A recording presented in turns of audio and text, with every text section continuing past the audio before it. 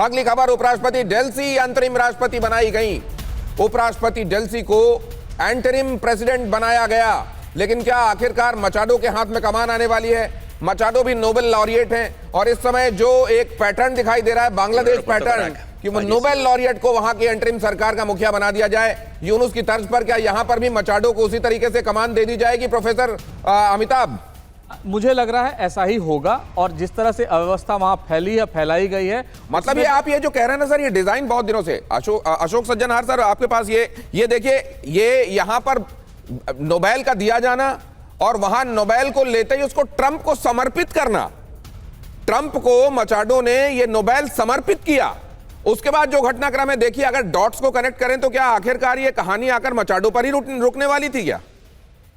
देखिए, ये मचाडो ने, कोरिना मचाडो ने तो इसलिए कहा होगा क्योंकि वो नहीं चाहती जो वो ट्रंप जो सहारा दे रहे हैं, जो सपोर्ट कर रहे हैं वेनेजुएला में मदुरो के विरुद्ध, वो वाला सपोर्ट चला जाए। अगर वो कहती जो मैंने अर्न किया है, मैं डिजर्व करती हूं, तो ट्रंप समझते जो ये तो इन्होंने अपने आप वो चले गए हैं तो उनका इससे कोई इतना ज्यादा लेना देना नहीं होता। उन्होंने समर्पित कर दिया, जिससे कि ट्रंप ने कहा ठीक है मैं आपके सपोर्ट में बना रहूंगा। परंतु यकीनन अब दोनों में अच्छा तालमेल हो गया है, तो बहुत ही इसमें अच्छी पॉसिबिलिटी है जो जब मदुरो वहां से अब हट गए हैं तो बाहर से इनको लाया जाएगा, या तो जो पहले। तो सर आने वाले दिनों में हम क्या देखेंगे कि वहां के तेल के भंडार अमेरिका के लिए खोल दिए जाएंगे और कहा जाएगा लीजिए जितना तेल चाहिए आपको ले जाइए? आखिरकार यही होने वाला है क्या? पूर्णिमा नाथ जी के पास हम जाएंगे तो ये भी समझेंगे। लेकिन ब्रिटेन के पीएम की स्टार्मर का बयान, डोनाल्ड ट्रंप से बात करूंगा कहा स्टार्मर ने, ट्रंप से पूछूंगा असल में क्या हुआ। स्टार्मर ने कहा सभी को अंतरराष्ट्रीय कानून का पालन करना चाहिए। स्टार्मर ने कहा असल में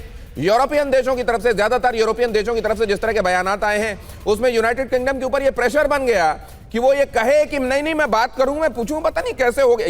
ये लाइन इसलिए लेनी पड़ती है कि आप अमेरिका के खिलाफ जा नहीं सकते, यूरोप से पूरा पीछा छुड़ा नहीं सकते, तो आपको ये कहना पड़ेगा कि नहीं जो अंतरराष्ट्रीय कानून है उनका पालन करना चाहिए। मैं अभी पूरी बात तो समझ लूं, उसके बाद मैं इस पर कुछ कहूंगा। इससे ज्यादा इसकी कोई प्रासंगिकता इस बयान की लग नहीं रही है मनीष झा। देखिए, दरअसल उनको एक डर भी है। डर ये है कि अब वो कहते हैं ना लहू मुंह लग गया, तो ट्रंप को एक जगह सफलता मिल चुकी है, अभी तो वो एक अलग ही दुनिया में है। तो वैसी स्थिति में अब उनका अगला निशाना ग्रीनलैंड भी होगा, जो यूरोपीय देश है, डेनमार्क के कब्जे में है इस वक्त। लेकिन वहाँ पर तो मुझे लगता है कि यहाँ 30-35 मिनट का ऑपरेशन था, तो वहाँ 5-7 मिनट लगेंगे और ट्रंप की फोर्सेस जो है ग्रीनलैंड को अपने कब्जे में कर लेगी। तो इन्हें इस बात का पता है कि लैटिन अमेरिका के बाद ट्रंप का अगला कदम अब यूरोप में होगा, जहां पर वो ग्रीनलैंड को अपने कब्जे में लेने के लिए छोटा सा ऑपरेशन करेंगे। इसीलिए इस तरह के रिएक्शंस हैं जो बिल्कुल आपने। ये रिएक्शन क्यों है ये बता रहे हैं मनीष झा आपको। कमाल की जानकारी उनके पास होती है और उतनी आर्टिकुलेट ढंग से अपनी बात रखते हैं। लहू मुंह लग गया, क्या बात है। और अगली खबर देखिए, यूरोपीय पार्लियामेंट के सांसद आयरिन मोंटेरो का ट्रंप पर हमला। ट्रंप ने वेनेजुएला पर बमबारी की, अमेरिका खतरे में है, ट्रंप को रोको नहीं तो सब कुछ तबाह कर देंगे, यह भी कहा जा रहा है। पूर्णिमा नाथ जी, खुद अमेरिका के अंदर बहुत सारे लोग हैं जो ये कह रहे हैं कि ट्रंप को रोको, लेकिन इस समय ट्रंप को कौन रोक सकता है? कोई नहीं, सिर्फ ट्रंप के अलावा। सर, हमारी कांग्रेस यहाँ पे डेड हो चुकी है, उनका कोई आवाज नहीं है। लेकिन हालांकि प्रैक्टिकली देखिए, यहाँ पे 3 ब्रांचेस ऑफ गवर्नमेंट है, judiciary, legislative and executive. President Trump is not the supreme, he is one of the branch, he is head of one of the branch. हमारा Congress is the one who actually controls the process. लेकिन पिछले 1 साल में I have seen them dead. और यहाँ पे Congress is the one who actually declares war. पिछले 1 साल में I have not seen them their teeth. वो लोग डिक्लेयर नहीं कर रहे। कब डिक्लेयर किया वेनेजुएला के अगेंस्ट वॉर? आपने देखा कोई यूएन से कोई कॉन्वर्सेशन हुआ उसके अगेंस्ट? वहाँ पे जाके बॉम्ब गिरा रहे। कोई international countries are also not really raising their concerns properly. ठीक है, वो बोल रहे हैं लेकिन ट्रंप जो कर रहे हैं मैम, ट्रंप जो कर रहे हैं वो तो ठीक है। ट्रंप फिर भी अनप्रेडिक्टेबल है, ये बात अपने आप में प्रेडिक्टेबल है कि ट्रंप अनप्रेडिक्टेबल है। लेकिन यूनाइटेड नेशन जो कर रहा है अशोक सज्जनहार सर, मेरे को तो मतलब खिलाड़ियों, जब हम खेला करते थे तो उसमें एक दूध भात खिलाड़ी होता था जो खेलता तो था लेकिन उसके खेलने नहीं खेलने का कोई मतलब नहीं होता था। यूनाइटेड नेशन भाई दूध भात खिलाड़ी है क्या इस समय? जी, उसका रेलेवेंस एकदम खत्म हो गया है। हमने देखा है पिछले 4 साल से रूस और यूक्रेन का युद्ध चल रहा है, और जब देखिए वहां पर यूएन सिक्योरिटी काउंसिल में किसी परमानेंट मेंबर के विरोध होता है तो वो हर इस जो भी रेजोल्यूशन आता है उसको वीटो कर देता है। देखिए, primary responsibility peace, security, stability की पूरे विश्व में वो यूएन सिक्योरिटी काउंसिल की है। यूएन सिक्योरिटी काउंसिल एकदम से इम्पोर्टेंट हो गया है, नपुंसक हो गया है, कुछ भी काम करने में वो बिल्कुल असमर्थ रहा है।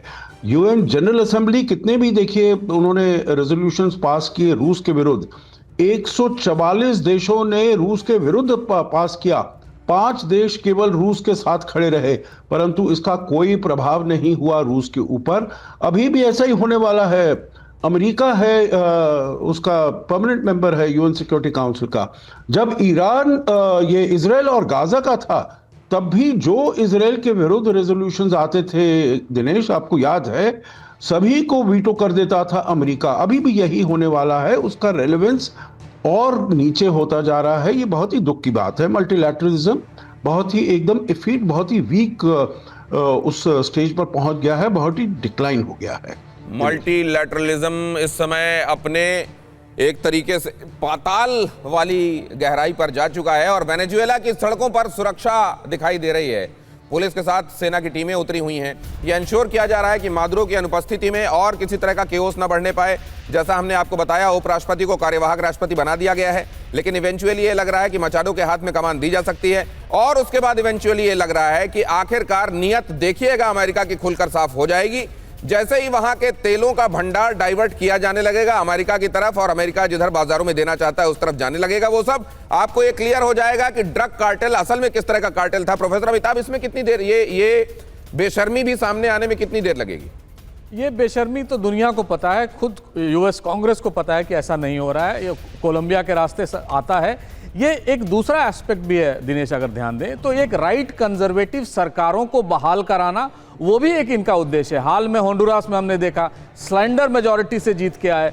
उसी तरह अर्जेंटीना में हमने देखा जो उनकी सरकार थी उसको उन्होंने $20 बिलियन की मदद की, उसके चलते वहां का जो मिड टर्म इलेक्शन था वो जीत के आए। तो ये एक प्रोजेक्ट है जो अमेरिका चाहता है और सबसे बड़ा है कि दुनिया का 1/5 प्रूवन ऑयल रिजर्व वेनेजुएला में है और उसका सिर्फ 5% ही दोहन हो रहा है।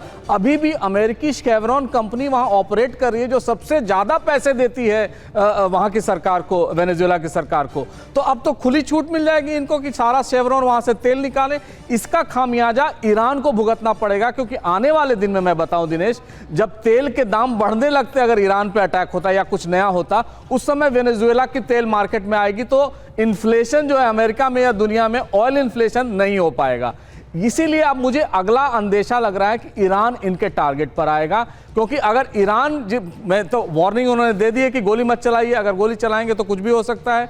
वैसा ही कुछ ऑपरेशन इजराइल और यूएस मिलकर ईरान में कर सकते हैं, लेकिन ये मेरा हंच है, आगे कुछ भी हो सकता है। जो आप कह रहे हैं आज यही अंदेशा मनीष झा भी जता रहे थे कि अब अगला लाइन में जो दिखाई दे रहा है वो ईरान दिखाई दे रहा है। लेकिन मान लीजिए कि ये संभावना है तो कितना वक्फा होगा, महीना, उससे ज्यादा या उससे ज्यादा, ताकि ये ना हो कि एक डिजाइन था जिसको अंजाम दे रहा है, ये एक वेल स्क्रिप्टेड मसला है जिसको अंजाम दे रहा है अमेरिका। उससे पहले ये खबर देखिए, वेनेजुएला की राजधानी में प्रदर्शन हो रहा है।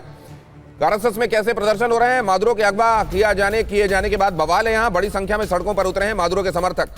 मादुरो समर्थक यहाँ सड़कों पर दिखाई दे रहे हैं और ब्राजील ने अमेरिकी हमले की निंदा की है। अगली खबर भी फ्लैश कर दीजिए इसके साथ साथ। ब्राजील ने अमेरिकी हमले की निंदा की है। ब्राजील के राष्ट्रपति लूला डी सिल्वा ने कहा कि वेनेजुएला पर हमले की निंदा करता हूं, वेनेजुएला पर बमबारी गलत है। लूला ने यह भी कहा मादुरो की गिरफ्तारी अस्वीकार्य है।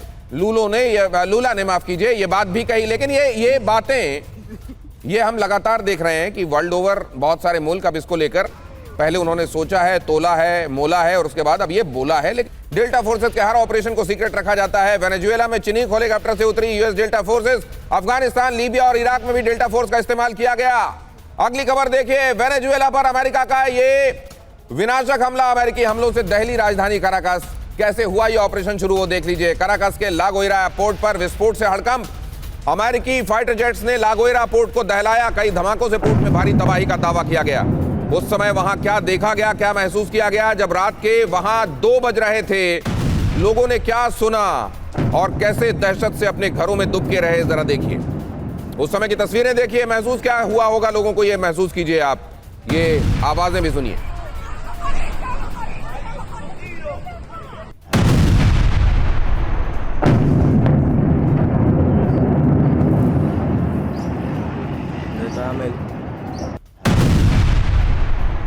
वेनेजुएला के एयरपोर्ट पर अमेरिका का हमला, जो मैंने आपको बीती तस्वीरों में दिखाया था, वो तो खबर आपने देखी ही, किस तरीके से वहां के पोर्ट को, एयरपोर्ट को, एयरबेस को, आर्मी बेस को निशाना बनाया गया। आप जरा देखिए ट्रंप के साथ, आज ट्रंप के साथ कौन है, कौन ट्रंप के खिलाफ है, वो तो मैंने एक लंबी लिस्ट दिखाई, जुबानी जमा खर्ची सही, लेकिन यह भी महत्वपूर्ण है वर्ल्ड पॉलिटिक्स में, वर्ल्ड डिप्लोमेसी में।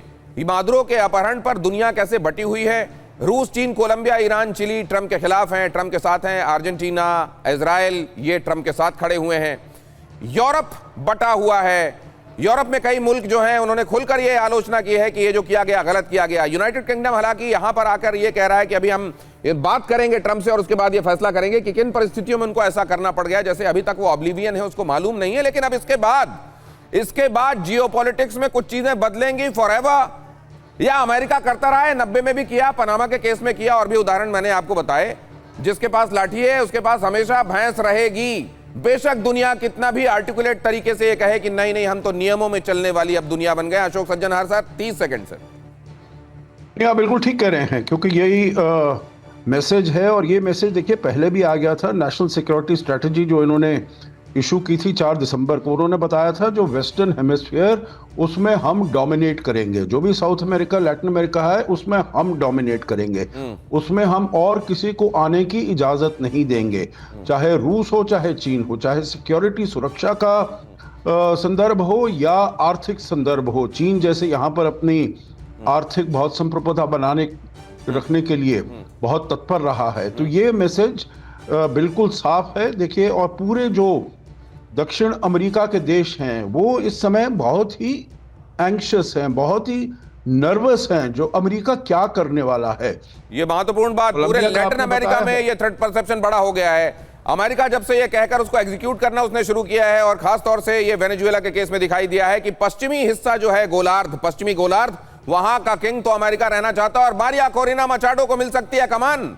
ये खबर देख लीजिए जरा, मादुरो को पकड़ने के बाद बन सकती हैं वो राष्ट्रपति आखिरकार। हालांकि अभी जो उपराष्ट्रपति हैं उनको कार्यवाहक राष्ट्रपति बनाया गया है। वेनेजुएला में विपक्ष की नेता मारिया कोरिना मचाडो 2024 में चुनाव लड़ने पर इनके रोक लग गई थी। 2025 का नोबेल भी मारिया को मिला था, और अब वो आखिरकार राष्ट्रपति बन सकती हैं। अमेरिका की और ट्रंप की खास तौर से भक्त मानी जाती हैं। अपना नोबेल तक उन्होंने डेडिकेट कर दिया था ट्रंप को।